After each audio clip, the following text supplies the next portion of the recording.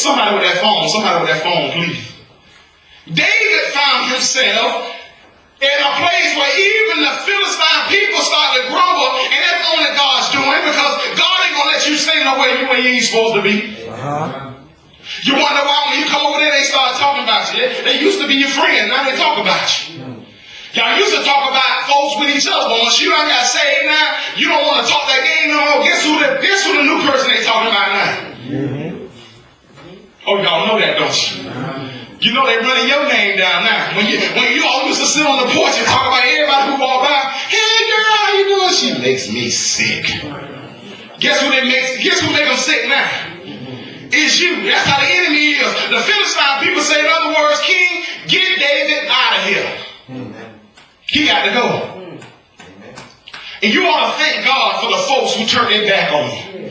The folks you thought were truly your friend, when you find out they weren't your friend another time. They would use you for everything you had. And you were so silly, you didn't even know. God had to save you and open up your eyes and show you that who you thought was your friend ain't your friend. I've been your friend all along, and you turned your back on me and ran right back to them folks who trying to kill and destroy you. How in the world you get out of jail and the first thing they put in your hand is the same thing that put you in jail?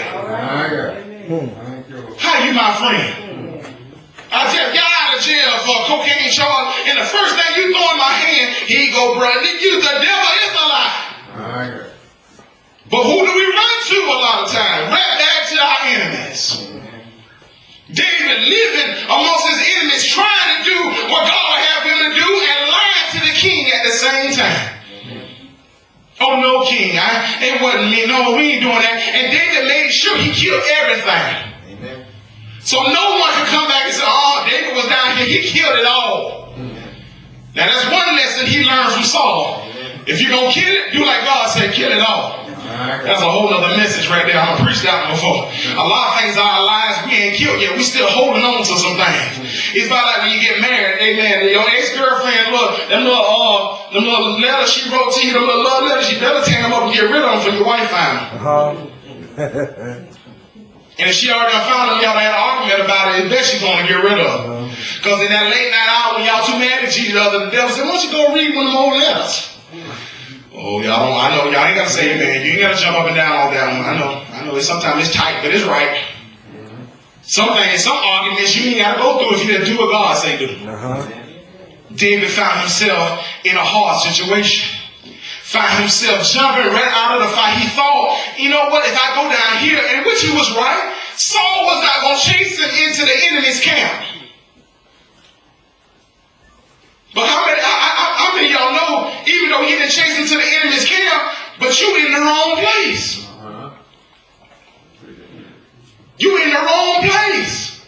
Some of us think, I'm going to leave the church because I'm mad at the pastor. I'm going to leave the church because I'm mad at this, who this or that person or that. So all I'm going to do, I'm just going to go stay home.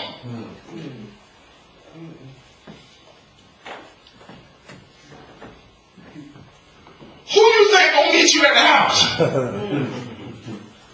Who you think jumped up and said, oh, glory, you're going home? The devil himself. Back to that sick animal again, y'all. I don't need them. That's what those sick animals say. I don't need them. I can make it out here by myself. And about like even on the little Lion King with the hyena, in my mind, I can see the hyenas coming out there. Yeah, you can make it. Come on. Come on around this corner. You can be our friend. And as soon as the devil gets you around that corner, you find out why y'all turned on me. Hold up, man. We hyenas. That's what we do. This is what we do. That's what the devil tell you when you find you right back with them same folks getting in the same trouble. Then you find, Lord, while I'm here, the devil will tell you this is what I do. When you put somebody out your house and let them back in, the devil know what they doing. Well, I promise I'll wash dishes this time. I promise I'll get up and go to work. The devil's a lie now. Y'all done did this 4 or 5 times now. You better heed the word. You better heed the word now. So when he get back in there and start doing the same foolishness again, don't you say a mumbling word. You said, out of the frying pan, Pastor, into the fire. A lot of times we're already in trouble. We already need help. And the one place we ought to come get help, we don't go. But we jump right out of that and into something worse. All right.